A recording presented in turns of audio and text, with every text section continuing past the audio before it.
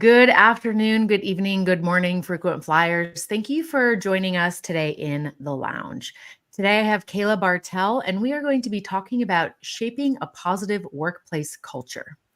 Adam Grant's quote really stood out to me as we were designing today's podcast, where he says psychological safety is not relaxing your standards, feeling comfortable, being nice and agreeable, or giving unconditional praise.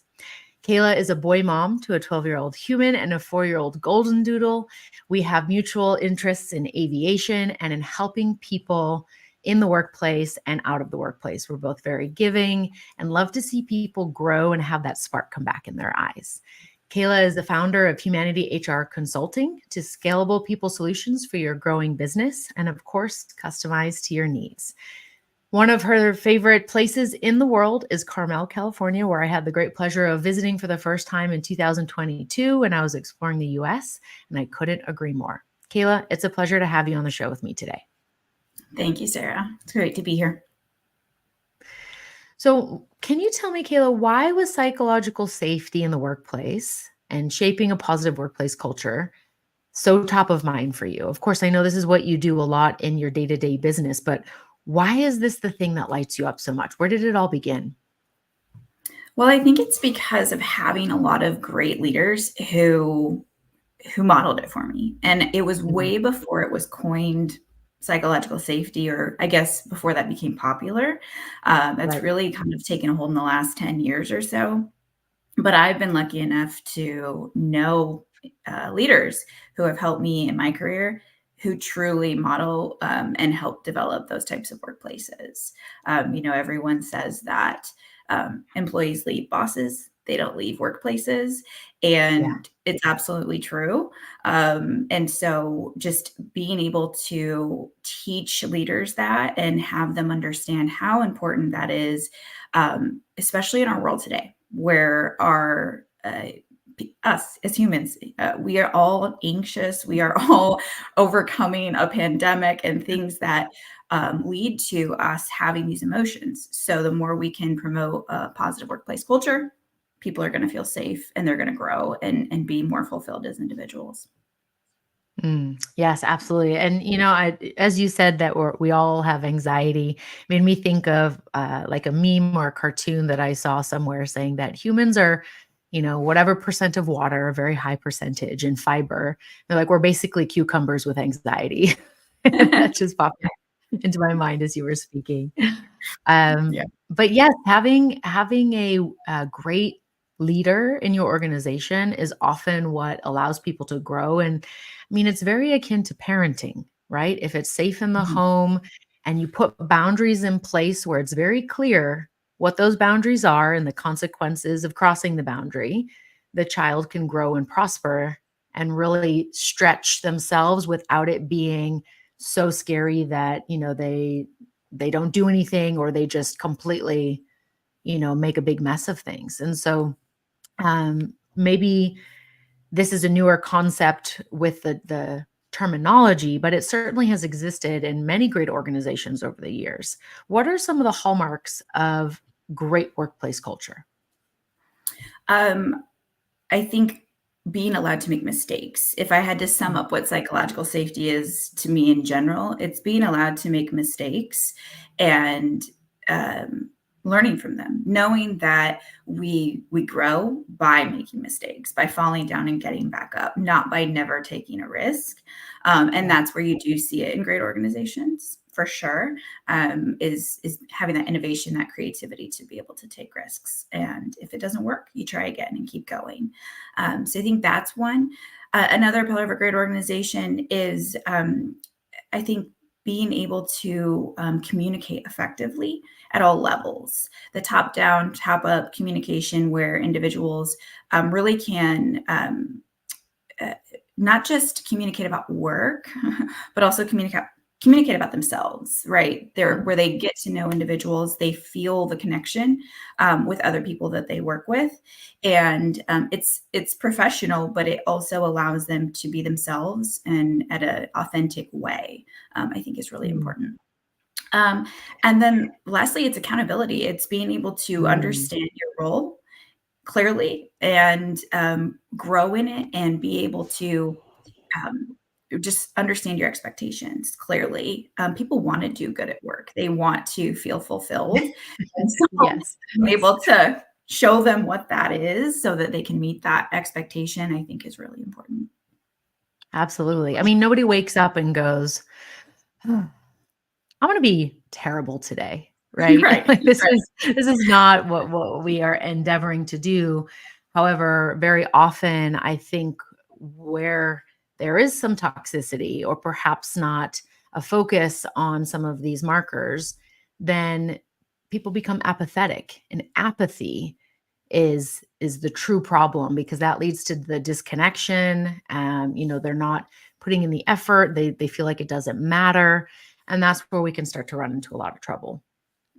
Definitely. Yeah. I work with a lot of organizations that, they start out small. I've maybe been working with them for 3 to 4 years, and they've grown. They've done really great things in their organization. But then once they get to a certain size, that is when they start to sort of see some of these challenges Mm, come up for them because in the beginning, it's the owner, the CEO, the person who started it working directly with the team members. And as layers have to come in right. with different leadership, that's when you start to lose a little bit of these connections. And it's a really important thing, I think, for owners, business owners, entrepreneurs to understand when they grow, not to forget about that, not to forget about how to bring the people along with them in the growth. So. Yeah, absolutely. Because the system that works for the startup or for that small 5-person team certainly will not be the system that can support 50 people or 500 people. Yeah, absolutely. Yep. So, for those who are wanting to put more of a focus on this, right? What are some of the first steps that you have in a process that you might be working with a client? Now, let's talk about an organization that is in that phase of being small and they're now in the growth phase, and so they're facing some of those challenges that come along with it. What are some of the things that they can do to help mitigate some maybe typical things that you see? Mhm. Yeah, I think I always start with understanding a couple of things about the founders or CEOs. One of them is I'm not sure if you have read The Infinite Game by Simon Sinek, but Not yet, but I do know of it, and, it's in my list.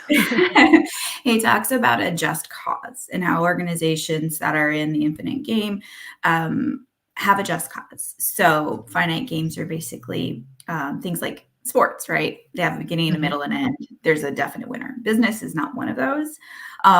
It goes on and on and on, hopefully, even beyond us. So Yeah. so he talks about having a just cause. And so I always want to know what that is. And if it's not, you don't necessarily need to be familiar with the book, but it's more about what's the purpose bigger than you? Why did you Mhm. start this? There's always a why that someone's going for.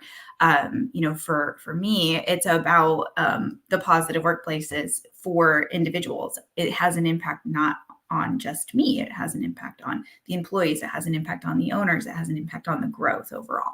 So I always like to understand that for clients. Do they have one? And then in addition, I like to understand their values. Are they established or not? And if they are, Mhm. then are they still true? Because what they were maybe 10 years ago are not what they are today.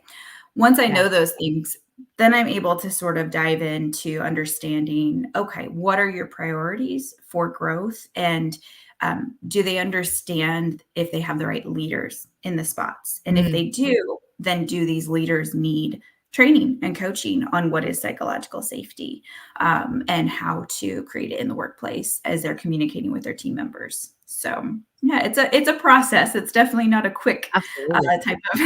type of No, there process is to no, like, quick fix, magic pill for this type of yeah. work, and I love that you highlighted, do we have the right types of leaders in the right Mhm. roles? Because maybe the person's skill set is better suited for leading a small team, or maybe the person's skill set is better for solving problems in the chaos of like an emergency or the fire, right? Like how do we get out of this Mhm. situation and we're solving this strategic problem, whereas the day-to-day leadership needs a different touch. And so identifying that, putting people, sometimes you have the right people on the bus, but they're in the wrong seat, Yeah, right? absolutely. Yeah. Yeah. Yeah, I think that is very common. There's so much in humans that are there to value, right? You may have someone who started with you and their loyalty is everything, right? And Right. their knowledge is everything. However, the company simply outgrown their skill set for certain things. And so it Yeah. doesn't mean they're no longer there and valuable to the organization, but where is the best place for them to continue to grow. So, yeah. I love that. Yeah. It's really hiring the right personality and the right value alignment, and then putting them where their skill sets can be the most, like have the most benefit. Because Mhm. very often we just see someone languishing because they haven't had the training to be a manager or a leader, right? Very often we're taking star employees as individual contributors and then saying, wow, you've done amazing. Now here, go run this 5-person team.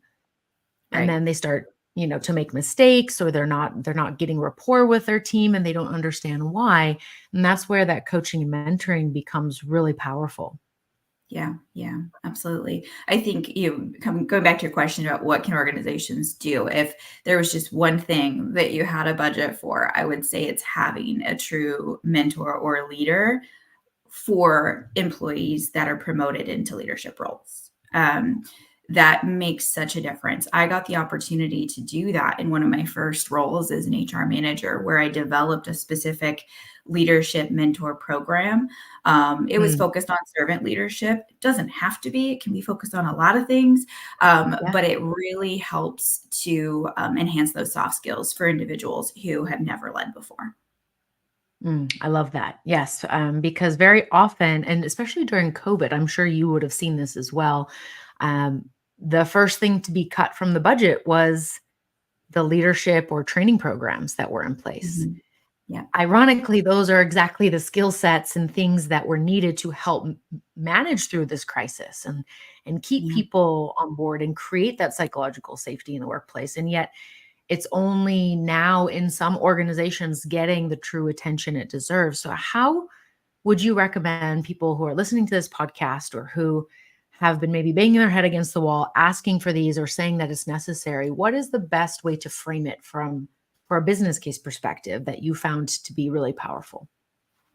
What's interesting, your keynote about slowing down is a lot of what I also talk to my clients about. It's Yeah. oftentimes, we're so wrapped up in the day-to-day, we're so wrapped up in what revenue growth looks like and, putting out fires, to your point, and I've always been a big believer in you have to go slow to go fast. So, Yeah. step 1 in these situations for organizations is slow down. You have to slow down and assess first, where are these leaders at? What are the gaps? What are their needs? Um, Before you can jump into the solution, you really do have to take a pause and look at things holistically in your organization. Obviously, I'm an HR consultant.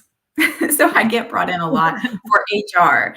And as I get in, I see like this isn't just an HR thing. This impacts marketing, sales, engineering, everything. So it really is about the organizational development as a whole and making sure that we're looking at it holistically. Mm. Yes, I love that. It's looking at the entire system, right? Not just this one gear or this one wire. It's how do they all interact with each other and how do we make this whole system work? Because if you might have a department here that works really smooth and a department here that works really smooth, but if everything else is clunky or rusty and not getting attention, then it's not too long that the system will follow after that. Correct. Yeah. Yeah. One of the things that I really value is analytics too. So Mm. we do something in our organization. We use the Strengths Finder assessment for Gallup. Okay. Yeah. I think that it's really important for some type of assessment to kind of identify um, uh, where people are at. We want to see and surround ourselves with people who have the strengths where we have weaknesses. Mhm. And so having that type of process is kind of a second sort of step in your analysis is really helpful to then kind of be able to move forward and work out a plan for implementing change. Yeah, absolutely. And they're very insightful, right? Mhm. It's often we can gain a lot just by taking that assessment as the leaders of an organization and as individual employees to understand truly, because sometimes those skills.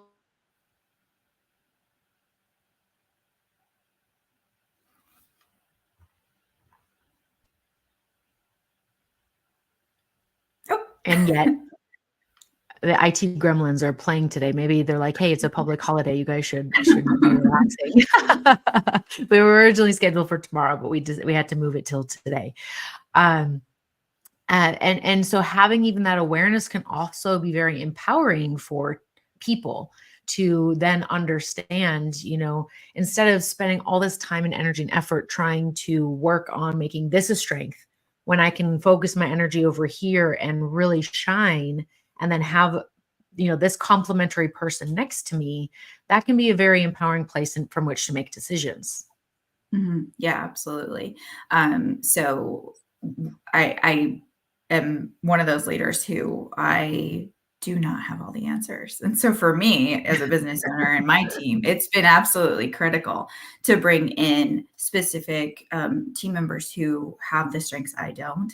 I am not so great sometimes with the detail and the minutia, and I've got people who are. And so aligning those is really helpful in growth.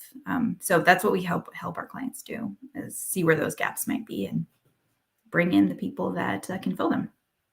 So That's awesome. And it's often having that outside perspective helps bridge that gap more efficiently, because you don't mhm. have the bias or the story, all of those things, and you can come in and bring the analytical tools and make the case for, these different solutions that are possible, which very often when you're in the middle of something and, your nose has been to it for so long, you cannot see those things yourself. So that's why it's really important to bring in that outside perspective. And as you said, this is not just an HR thing. This is not something for other departments to roll their eyes at. This is an entire system that is getting fine tuned, if you will, so that it can operate more smoothly. And then from that place, you can actually scale and grow faster. Yeah, yeah, definitely. I was So thinking this a is little why bit. it's important for Yes, psychological yes, safety this to is be my included. Yeah, yeah, and it does often come up as an afterthought, right? It often Mhm. comes up because there's some type of problem that is, brought light to this as an organization, Yeah. and so that's why I say the pause is important, because if you don't pause and look at how to address it from a larger corporation perspective, you're just gonna keep having new employees with the same types of challenges come up, um, and not really get to the root cause of the problem. So, Yeah, absolutely. I heard someone once say the pause is just as important as the note. And yeah. that really struck me, because if you think about it, if we went to a concert, any type of music, doesn't matter what your genre is, if there were no pauses in between the notes, it would just be sound, right? That you wouldn't have those poignant moments, or the feeling that it can be evoked when you play with the cadence and the tempo and everything like that. So yes, it's very important to push pause so that you can go deeper, because otherwise you're putting a band-aid on a bullet hole. Mhm. Yeah. Yeah, absolutely. So when we talk about human capital strategies, can you expand a little bit more on what does that mean, and how companies can start to use this terminology and start to adopt this perspective when they're facing workplace challenges? Yeah, this is a favorite topic of mine. So, um, for some of the more mature generations listening today, like there's been a historical sense that HR is just a complaint department. It's just somewhere for Mhm. people to go squawk about something and be upset. Really, in the last 15 years, it's shifted, and it really is a strategic department in ensuring that the alignment is there between what are the goals of the organization. In 2025, we want to have grown to 20 million, annual recurring revenue, or whatever that is. If HR isn't involved and they don't understand the human capital impact, they won't get to that goal. It's impossible to reach those corporation and organizational goals without looking at not just putting bodies in seats to make those numbers, but also retaining those people, treating them well, making sure they're satisfied. They help with the employer brand when they do that. It's all about, having this view that we hear often, oh, people are our greatest asset, but then it's not lived when you get into the organization, right? Absolutely. So how do you actually live that day to day and become an organization that is creating not just raving fans of your customers, but also your employees? Because they are the heart of the organization. They are the ones who are, with the customers all day, every day. And so what the energy that your employees are giving to your customers is crucial. It's critical to the success of the Absolutely. organization. So yeah, so it's Absolutely. alignment of the chief strategies and the growth for people. Yes, I think you highlighted a big failure point that many industries, um, I certainly have seen in business aviation, but across the board in many industries, very attractive um, attraction strategies to bring Mhm. people into the organization, but then they drop the ball on the retainment part and on kind of keeping their finger on the pulse.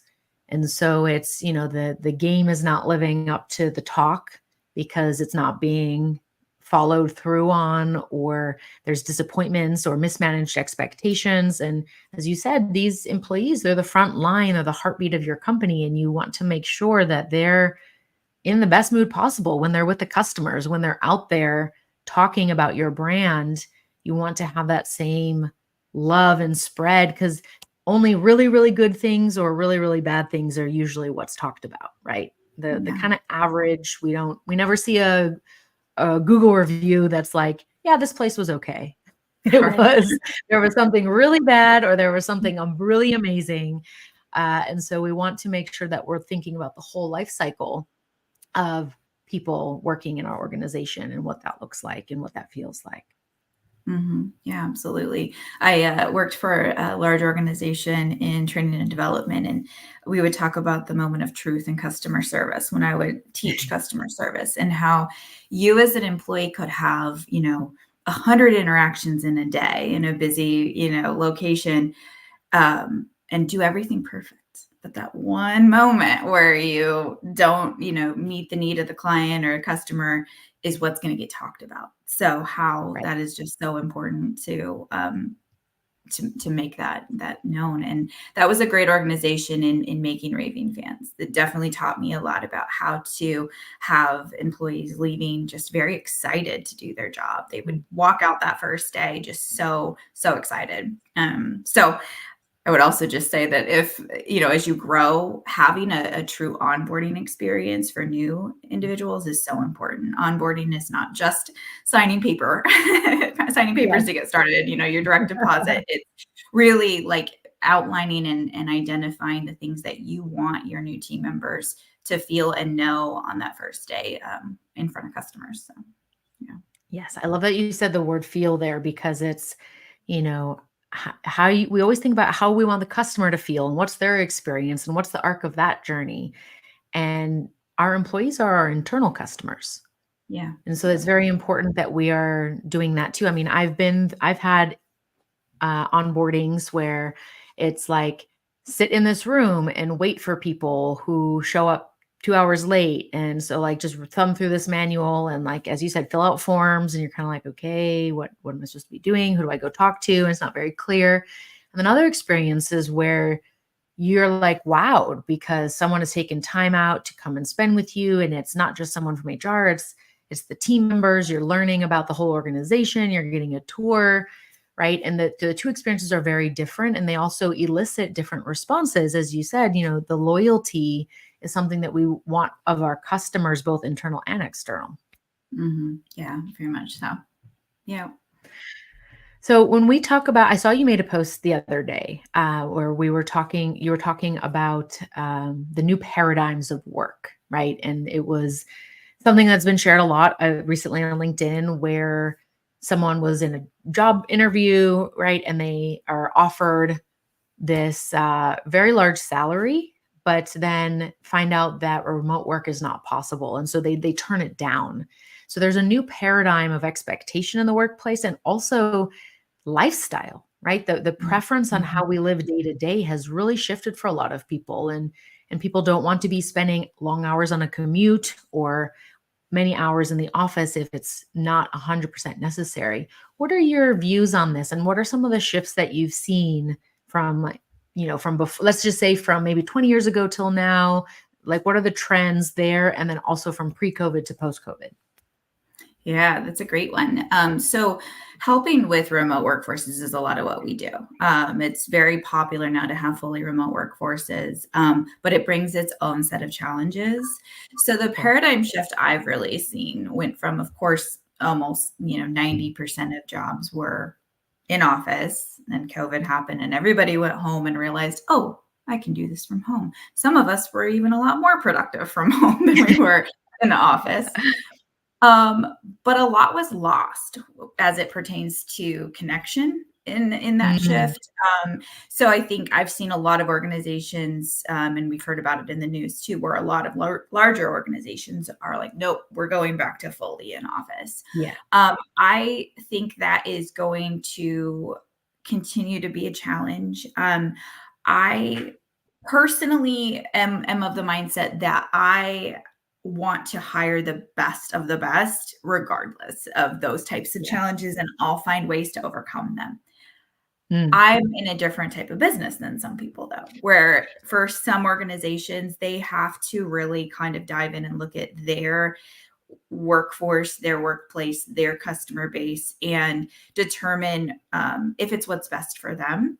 I've yeah. found that most organizations that end up in a hybrid type of workforce coming out of the pandemic tend to do really well. It Mm, gives the camaraderie that we missed a lot during COVID. yeah. It gets you back into that and able to have those moments to really connect in a different way, and to eliminate communication challenges that happen with fully remote. But it also then allows for that flexibility in lifestyle. So if you're the type of organization where that's possible, I think that's great. With the caveat that for myself, I wouldn't allow that to stop me from hiring the best person if they happen to Yes. be in a location that wasn't on site. So I would I make think it that work. you'd find a way to make it work. Yeah. Mhm. I Yeah. think that when you have, from my perspective, what I've seen is, yes, the work can be done online for a lot of roles, but as you said, that camaraderie, building the rapport with your colleagues, the water cooler talk when you're getting a snack, when you're making your coffee, and you just get to know people, right? That is often gone. And, even myself, I sometimes will set up a meeting with someone. I'm like, hey, do you want to do an old school phone call? Because I don't want to be staring at the screen for 12 hours a day or however many hours that day, right? And sometimes it's nice to just be able to close your eyes or have a conversation without worrying about, your facial expressions or what you're wearing or, what's in the background and all of that kind of stuff.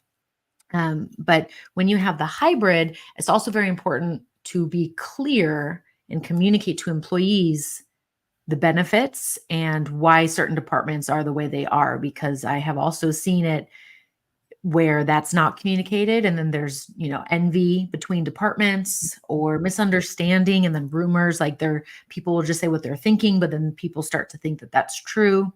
And so I think it's really important, again, the why, right? That's going to Mhm. be the foundation of all of it.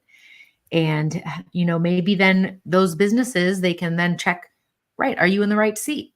We now have this hybrid functionality, and you'd like to work remote. Well, these are the departments that can be remote. Let's have a Right. conversation about what that would look like if we moved you into this department.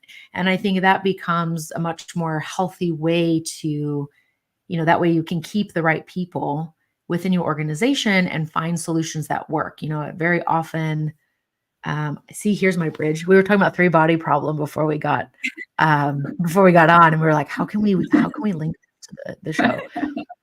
Um, you know, you find a way to make it work for that person so that you can have them there. It's not, why can't we do it? Right. They were talking when they're talking about like, how do we get this thing into outer space? It's like, oh, that's impossible. That would take so much time, but that's never been tested. And, it's like, why we can't. Well, let's look at the reasons how we can, and maybe not all of them work, but there might be a solution within that. Yeah, absolutely. I run into this all the time where, there are accommodations made even with clients who have, mostly a workforce that's on site, but someone has a specific reason why they need to work from home. And so we work through that as an accommodation and wanting to make sure that employers don't feel as though if they do make it work, that then they have no control. I think that's the challenge for a lot of employers is there's this sense of, well, how will I measure their success? How will I measure their performance if I never see them? And Right. so making sure we have the tools to be able to do that and the right leaders again to be able Yeah. to have those communications with the team member to say, okay, so we've you're working from home. We've made this accommodation. However, since doing so, your work is suffering. So what do we need to do to get your performance back where it needs to be, where it was when you were on site? And so we do handle that a lot. Like, how do we navigate those types of challenges for our clients and make it work? Absolutely. Yeah. And that really ties it back to what you mentioned before, accountability, right? Mhm. Yeah. Because it really does take a certain type of person to be able to work from home and not get overly distracted, to have self-discipline when it comes to structuring their time, staying focused, and being able to do those things. But it does also require the right leader to be able to communicate and have those very crucial conversations, Mhm. which is sometimes uncomfortable. Yeah. Well, it's personal accountability and developing that. So it's hiring for it if possible, right? So earlier when Yes. we talked about bringing the right people for the organization in, not putting so much emphasis on the job description. A lot of things can be learned. It's more, is this person going to be able to be adaptable? Are they going to be self-accountable, especially if it's a remote workforce? And you mentioned earlier the likeness to parenting, and I was explaining to my 12-year-old like what psychological safety is, and I said, remember how like you had to call me last week and tell me that you cracked your iPad, and you weren't afraid to do that. You weren't afraid to own that as your error, and you're taking accountability and paying for part of it because it was on you, right? And so that's Right. what psychological safety is. I've created that for you. You know, it's okay to tell me when you make a mistake, and then come to me with solutions. And that's what you want from your workforce too. It's like, I want to know if there's an error made, and I want them to feel safe telling me, and then we fix it together. Yeah. So that's how, it all does circle back to that accountability, and open communication between both parties. So, yeah. Absolutely. And yeah, it's wonderful to be able to see your team grow, right? And to feel at the end of the day like if you can go to dinner without having to watch your phone like a hawk because you trust your team that they will be able to handle it. And if they absolutely need to, they'll contact you. And so that Yeah. requires a little bit of, letting go, right? Here's the road. There's the bumpers, that are going to vibrate the car and make the loud sound if you go off the road. And so how do we do that for our teams, for our employees? Because I know one of the skills that really takes it's very stressful and it takes time to develop for new managers and new supervisors is that letting go and letting someone else do something that, well, I can do it in 5 minutes. So I just did it. Right. Right. Maybe it's Mhm. going to take the other person an hour. If you have an hour, let them do it. So what are some of the things that you've seen there? What are some ways that people can start to build up that skill set? Yeah, it's this one's a tough one, Sarah, honestly, because I struggle with this. I've worked for CEOs that like they say own this, and then 5 minutes later they're swooping in, right? Trying to take it Yeah. over. And it's really like harmful, I feel like, to an employee when that happens. And so as my team has grown, I've tried to be really aware of that. Just Friday, there was something that came in from a client and I was CC'd on it. And I was just like, nope, don't do it. Your employee will respond to it on Monday, Kayla. You don't need Yep. to do this, right? So it does take that really that self-awareness of like, okay, is that a challenge for you? Are you swooping in and trying to take things over? Or are you coming from a place of let's collaborate on this? That's different. So Right. making sure Yeah. that first be self-aware and it's okay, right? Like I just own it. I know this is something that I have to work on. I ran my business for a long time on my own. And so like as you grow your teams, you have to let them do and trust them. And it really does empower them and help them become better versions of themselves and better in their career when it's like, it's okay. If it's not the right response, we'll figure it out. I try to remember that nothing that we're doing, unless you actually are over a team of brain surgeons, we're not brain surgeons. Like Right. it's fixable. So Absolutely. I my sister had recommended the book Everything is Figure Outable, and that's the way I approach work in general and leading too. Is everything is figure outable. If we mess it up, it's okay. There's a way to figure it out. If they mess it up, it's okay. There's a way to figure it out and fix the problem. So I love that. Everything is figure outable. Who is that by? Is that Marie Iris? Forleo, I believe. Marie Forleo, I believe, is the name of the author. Okay, awesome. Yeah. Everything is figure outable. That's a great book. We'll put the link to that in the comments later. But what it reminded me of is, the term helicopter parent, right? Where the Mhm. parents kind of like hover and want to take care of all the things. I heard a new term recently, and it's the lawnmower parent. Have you heard of this one? No, I So this haven't. is where the parent will like mow down all the obstacles in front of their child so that the child just has Mhm. this like perfectly manicured thing that they deal with. And then they don't know Mhm. how to handle any problem or crisis on their own. And so it's also important that we are not helicopter CEOs or lawnmower managers, right? Because then when you're not there, it will have, when it's not going smoothly, then that crack in the road is going to become, just going to open out from underneath people. So we Mhm. we need to help. Also, I think about it from my perspective. I've been in that situation too, where it's like, I want you to own this project, and then like 5 minutes later, they're over my shoulder, like, did you do this? Did you do that? Are you going to do this? And I'm like, Yeah. do you want me to own it or not? Would you like to do it? You can do Yeah. it. I'm totally happy if you want to, Um, but then it makes me start to doubt myself, right? Like, Mhm. oh, maybe I should just go check.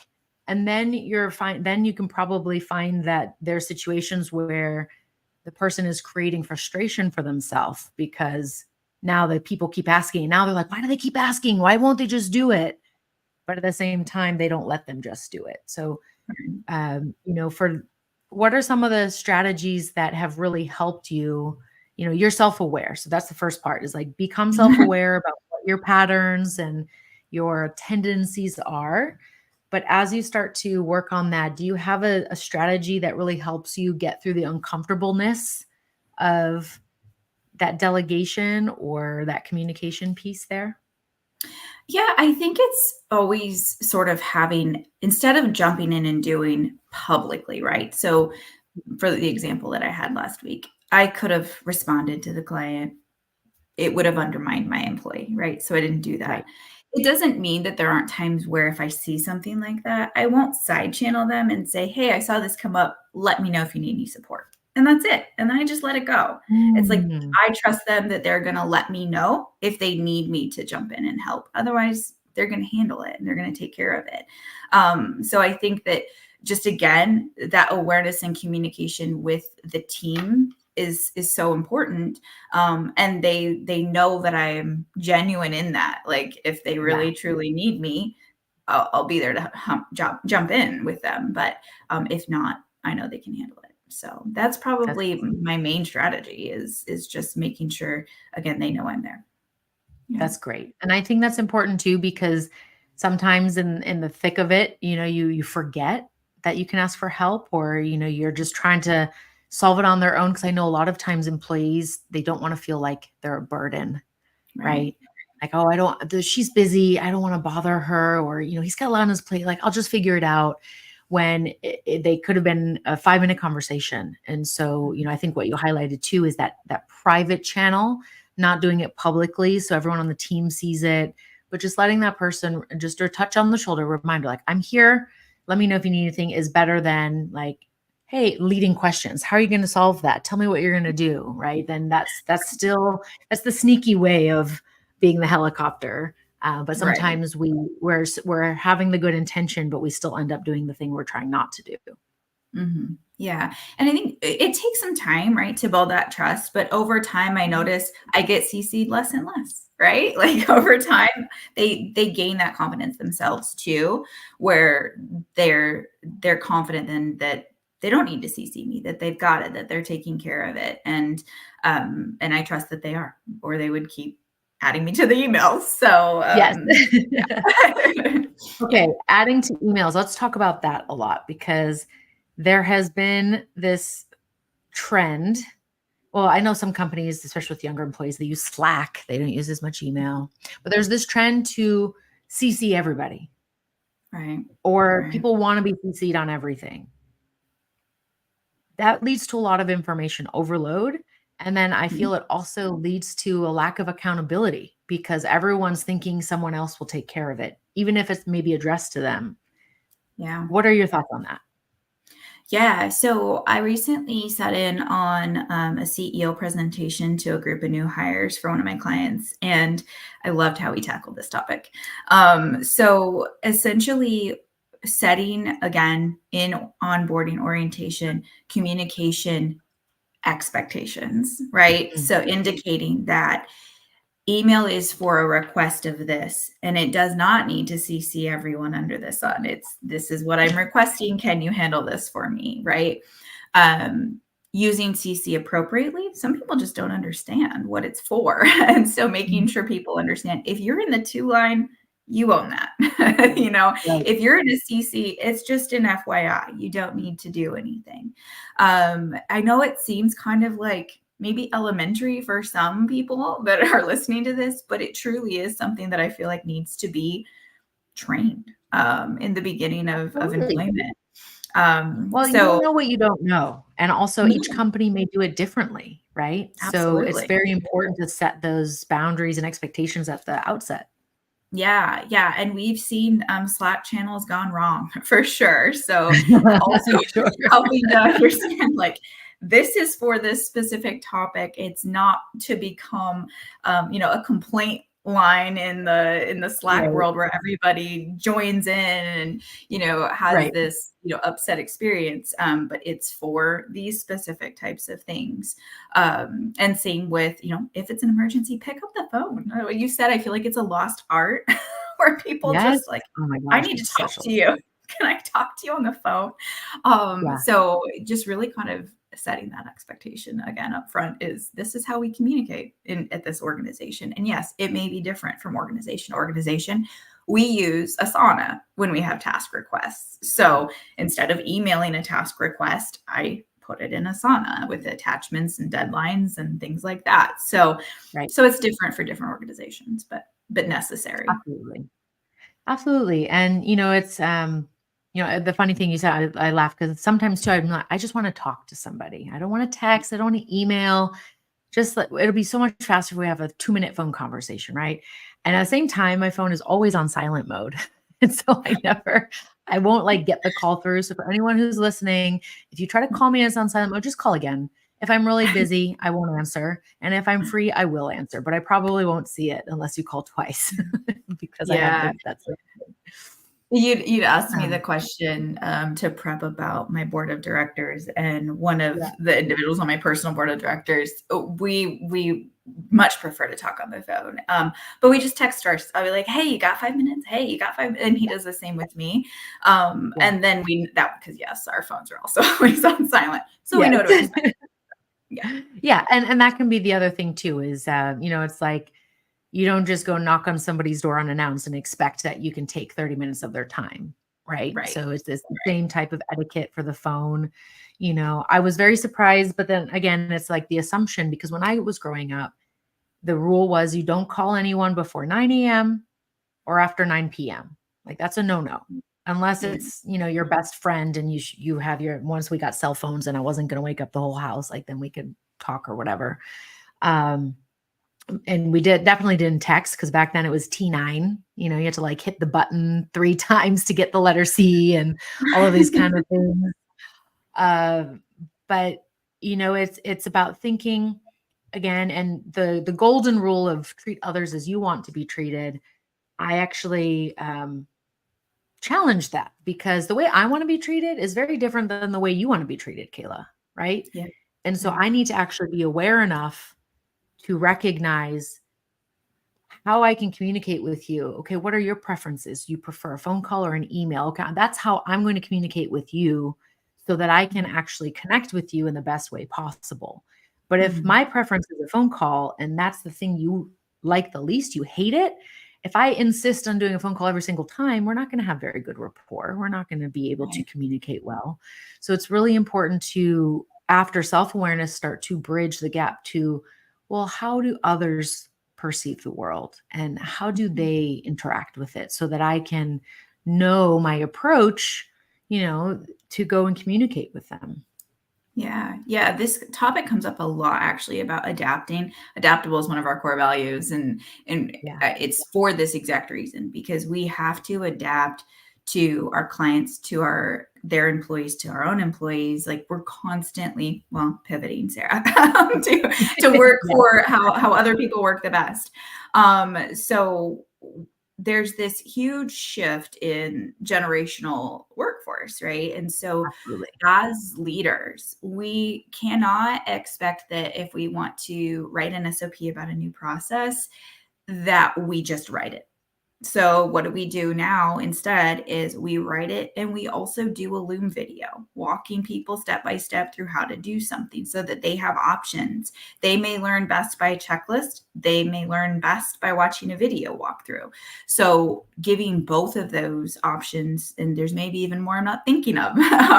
We want to do that as Absolutely. much as possible, right? To adapt to different types of learners in the organization. Every time I am doing a one-to-one training with someone on a process, I always start off by saying, do you want to drive or do you want to watch first? Like, what is better for Mm, you?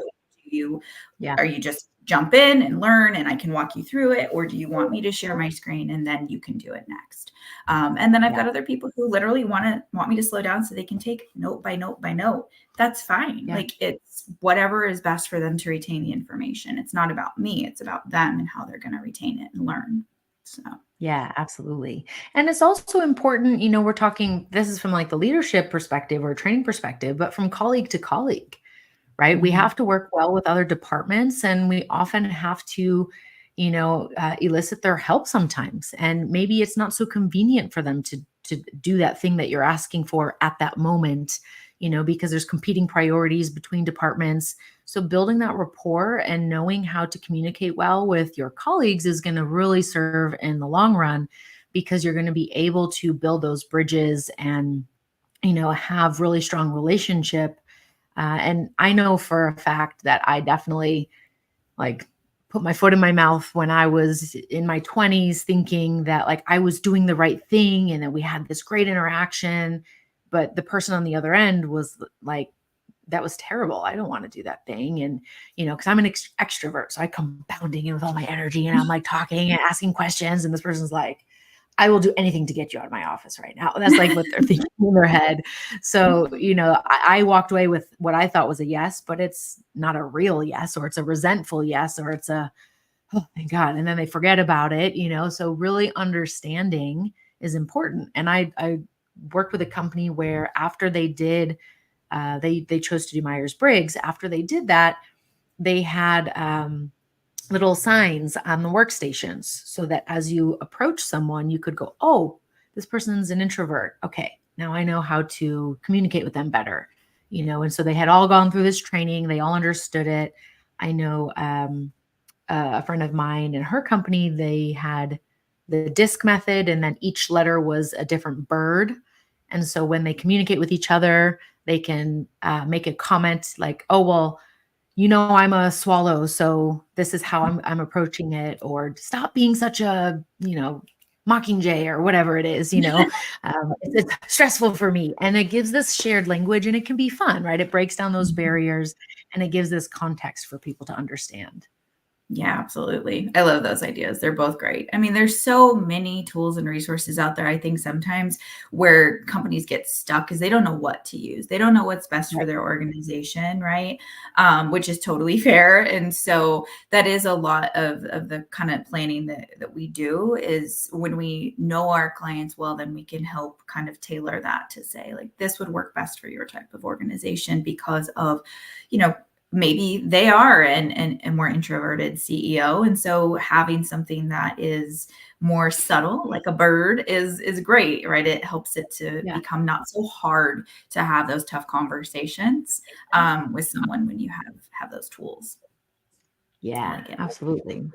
Ultimately, it's about creating the common language, right? And Mhm. understanding for people to be able to do these things, which is where the training comes in, why it's so important, and why it's also important to get the buy-in, right? And what are some of the challenges you might have faced where you come in and the organization has hired your company to do these things, but maybe there's the permafrost layer, like middle management thinks it's a box tick or they're not buying into it.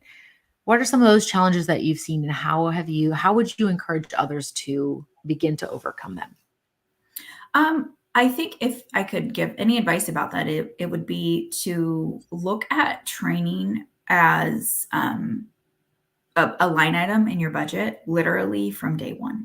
Like as soon as you hear this, know it's something you need, whether it's your first year of your business or year 10. Once you become aware, start to plan for it. So what I often run into with that is an idea that training is simply just job skills, right?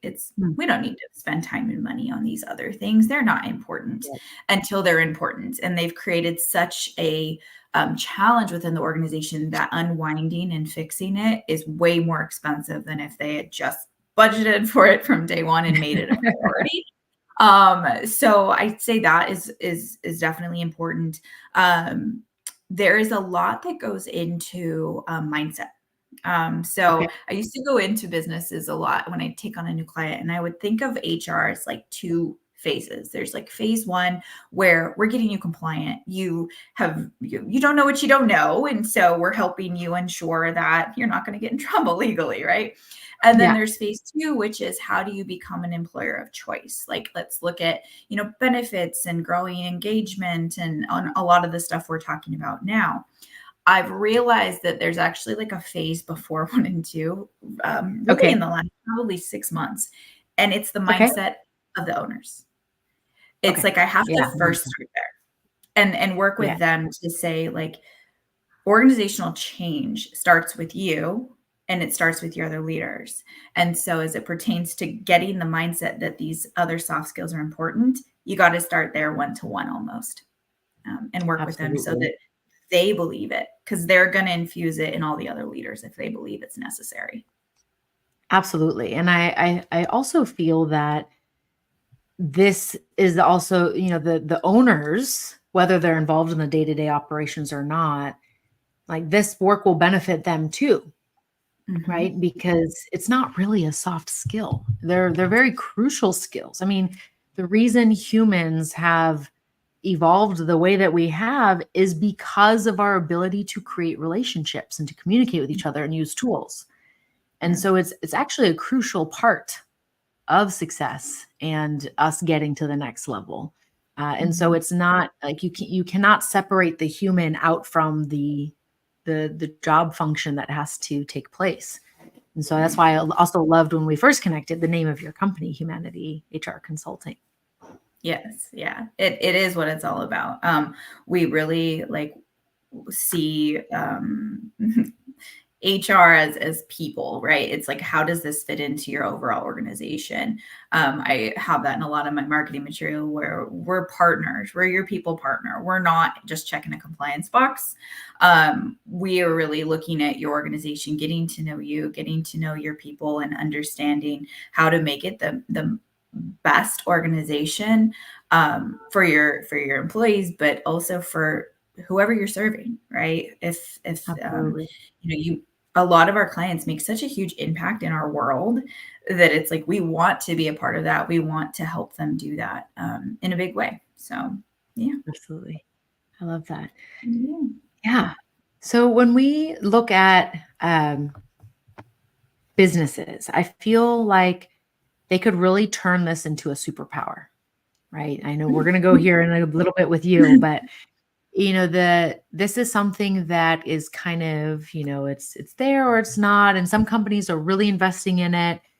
And if we even had just a small budget, but it was there, and every year you put some attention and intention into it, companies and organizations could really make this their superpower. Or even having like a free floating budget and letting the managers come to you with a business case and say, hey, I think this training will really serve me, and this is why.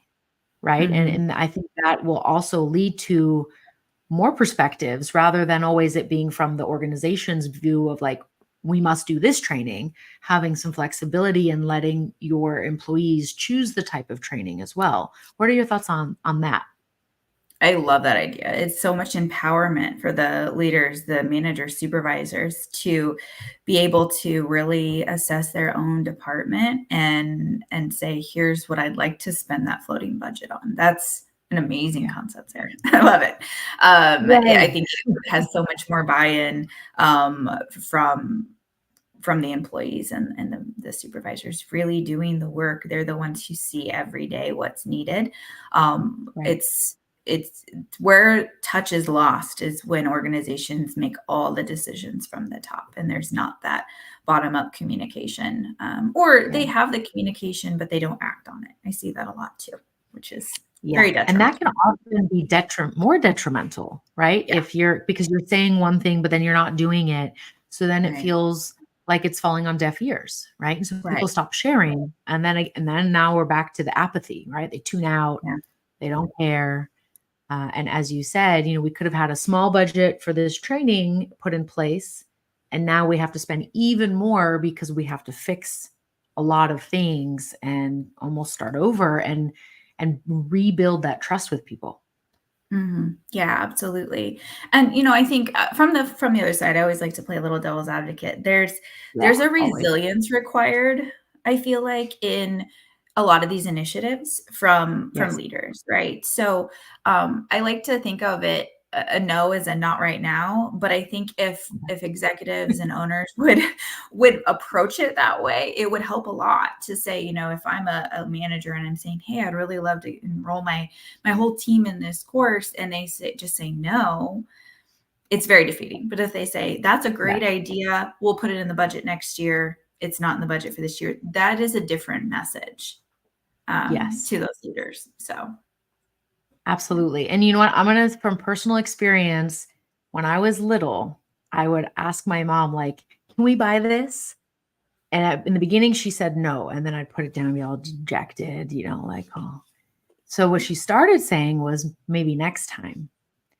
And what I would do is I'd be like, can we buy this maybe next time? And she'd be like, yeah, maybe next time. I'd be like, okay. And I'd put it down because like I got a yes for the maybe next time. And maybe the next time came and it was a yes. And maybe the next time came and it was just the same answer again and again. But my response to it, I can still remember that clearly because it became a strategy of mine, you know, Mhm. and but it also made me feel differently, and so Mhm. that's a really great point. No doesn't have to be this is the end of the road. It might just be a not right now, or we need more information. We can Mhm. switch it to the yes and, right? The yes and from improv. Right. Yeah, exactly. Yeah. Yeah. Yes, this is a good idea. And we need to do XYZ, that type of thing. Correct. Mm-hmm. Amazing. Yeah. All right. So, Kayla, what are your superpowers? I know you said you were chatting to your son about this before you came on, and he was guessing at what it was. But what would you say your superpowers are? Yeah. So my answer is my emotional intelligence. So I have this kind of weird, intuitive sense when people who are close to me have something going on. And Mm, I've had friends say to me, "How did you know?" Like, how, like, I will just randomly get this sense that, like, oh, I need to check on this person. Like, something doesn't yeah. feel right. And I'll message them and they're like, "How'd you know?" It's really weird, Yeah. you know?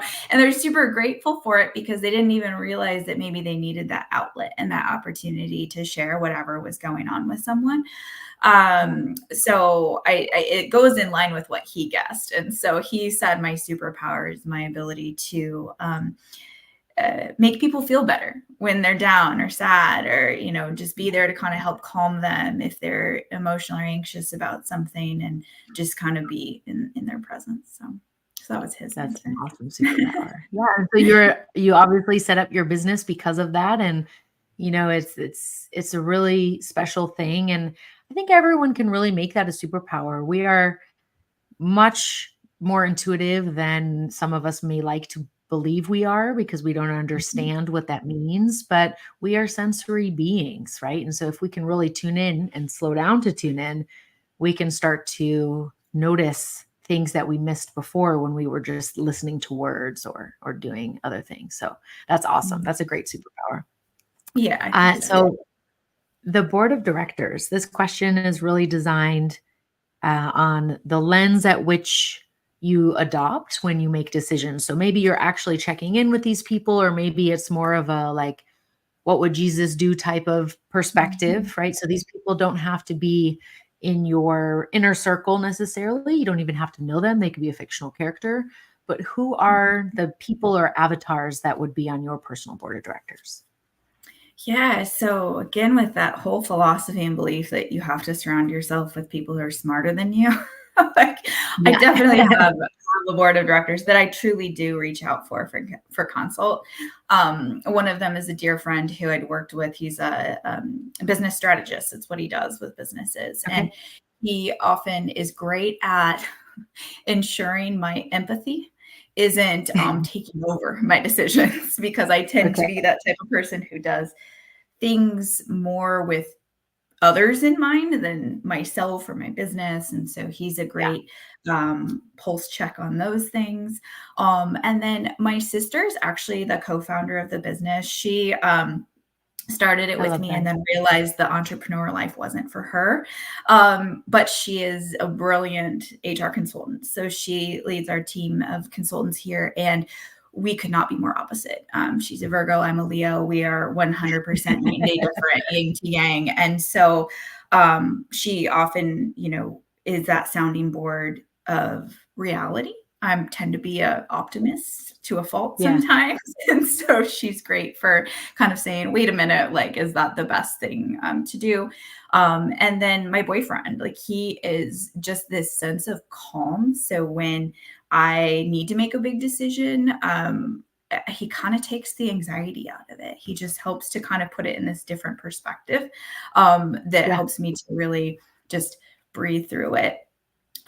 For someone I don't know, I would say it's probably Mel Robbins. I often think about in situations because I just really respect her and her coaching Yeah. programs, and how she's built a business for herself. And we both have ADHD, and I think that that's part of why I'm like I connect with her, because I'm like, yeah, there's times where my brain's all over the place. So I love how she's approached slowing down, and you as well. It's a great tool for sure. So It is. And it's, they often say that the thing that you coach or that you teach is also the medicine you need the most. And so there's a reason why I wrote that piece, and why I really talk about it a lot, because it is addictive to go fast, right? It's like the adrenaline rush, and then you have this dopamine cycle up and down, and it feels good to solve those problems in the 11th hour. But if you don't have the pause, then, the system breaks. Definitely. This system can break too. And so For sure. we need to, I'm much more mindful of those things. And as I mentioned before, when we got on, playing with the concept of enough, what is that? And turning to why it's important to have a personal board of directors is because they can help reflect those things back to us that we can't see. And so it's really empowering to give that to our employees, to your point earlier about having that dedicated mentor or like a mentoring program where people in your organization, as they're growing and assigning new responsibility, they can have that and start to understand how they might be able to cultivate that in their personal life also, if they're not already. Definitely. Yeah. Oh, I forgot one other one on my board of directors is my son. He Yes. turns around for everything, right? So he hears all my conversations a lot about business, and for 12, his ability to perceive the things around him is exceptional, and so he often has great advice. And again, we talked about this earlier, Sarah, how kids are unfiltered. Yeah. So he's gonna call it exactly like he sees it. So he's Yeah, helpful. absolutely. I mean, it's out of the mouths of babes, right? And they give us that. Maybe there's the thing we're kind of dancing around, like we don't really want it to be true, so we try to justify and like use logic and intellect to like, oh no, but it could be this. When the kid's like, nah, it's definitely that, and you're like, oh, yeah, you're right. He's So often this right. is the invitation to cultivate the inner child, both for play and for the reality of the situation. Yeah, for sure, for sure. We talked earlier too a little bit about you and I about the psychological safety of the mind.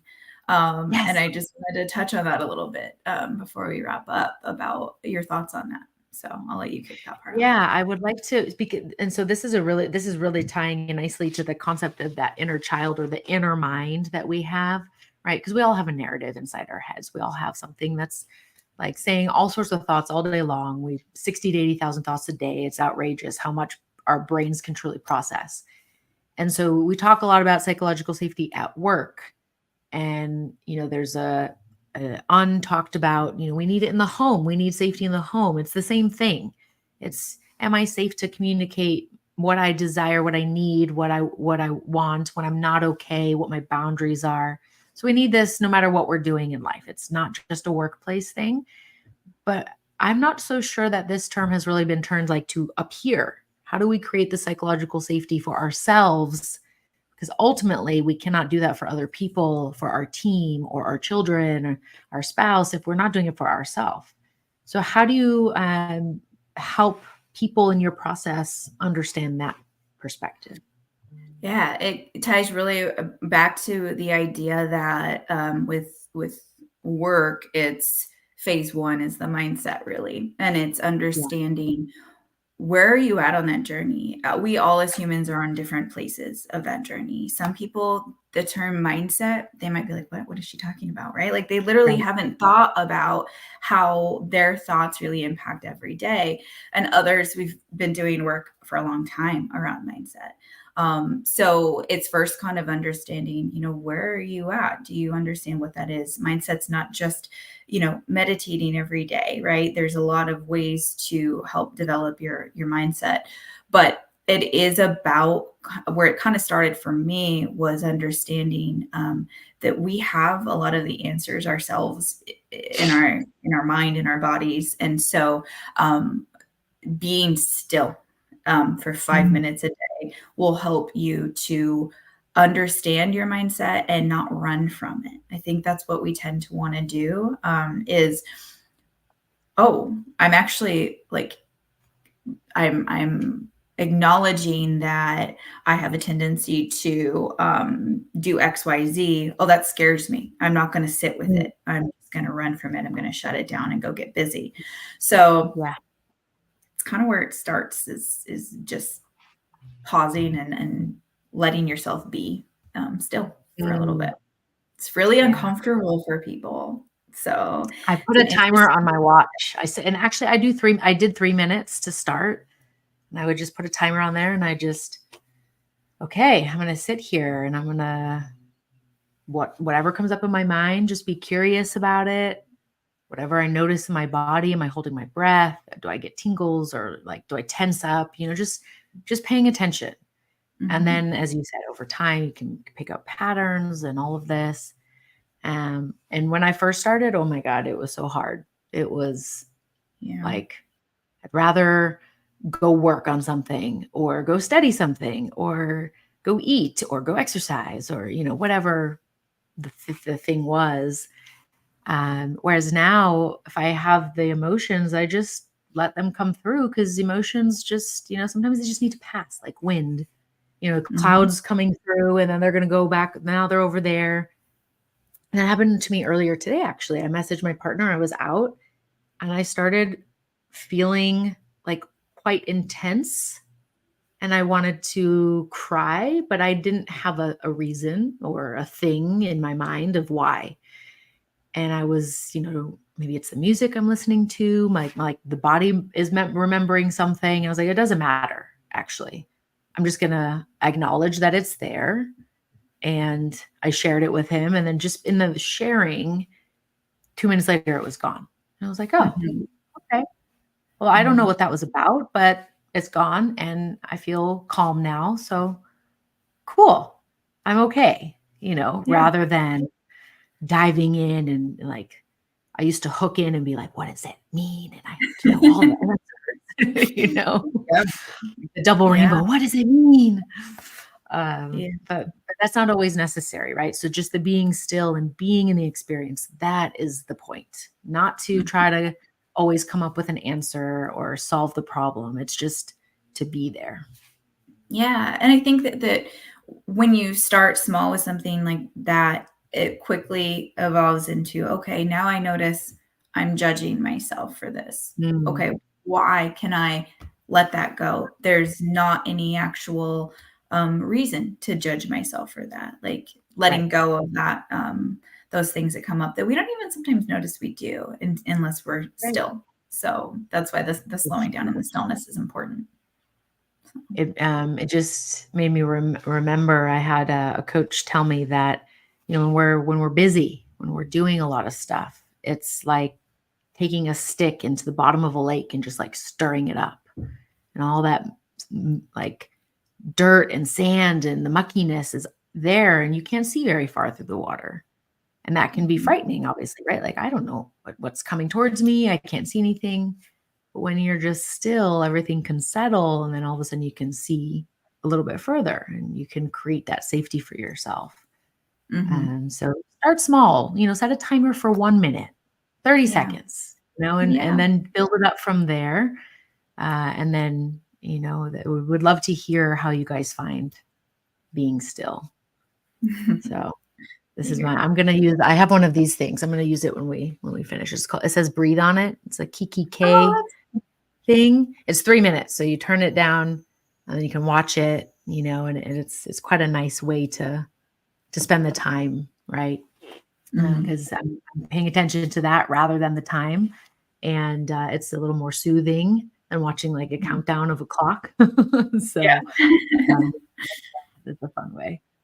I like that. Awesome. Okay. Kayla, my final question. It's designed for self-awareness, and Mhm. it is how you best represent or serve humanity, with the context being that an alien race has come to Earth, and you are the first. See, here's another third body problem. The way that we Yes. I Yeah. told you I'd find the bridges. But they come in, and you are the first human that they interact with, that they get to meet. So what do they learn about humanity because they've met you? Oh, I love this question so much.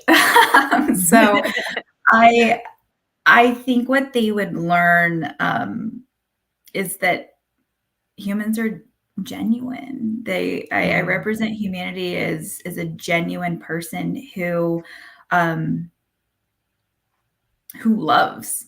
They would feel love. mm, Acceptance, open-minded. I would be the person to just look at them and be like, "Tell me about yourself," and if I couldn't understand them, I'd use facial expressions, just like they would just see a genuine person. I, get that feedback a lot that, I just ooze this authentic, like genuine kindness, I think. So I think that's what they get. Beautiful. Well, what a beautiful note to end on. Thank you so much, Kayla, for being here with me today. Where can people find you if they'd like to learn more about you or Humanity HR Consulting? Yeah, so our website is humanityhr.com, pretty easy. And then we're on Instagram and Facebook. So, yeah. Amazing. Thank you again for being here. And for everyone else who's watching, thank you so much for being with us today. Wishing you a great rest of the long weekend if you're here in the US. Otherwise, we will see you next week. We have Chris Hare, who is a fellow podcaster, and we will be going live on Tuesday. So please stay tuned. Awesome. Thank you, Sarah.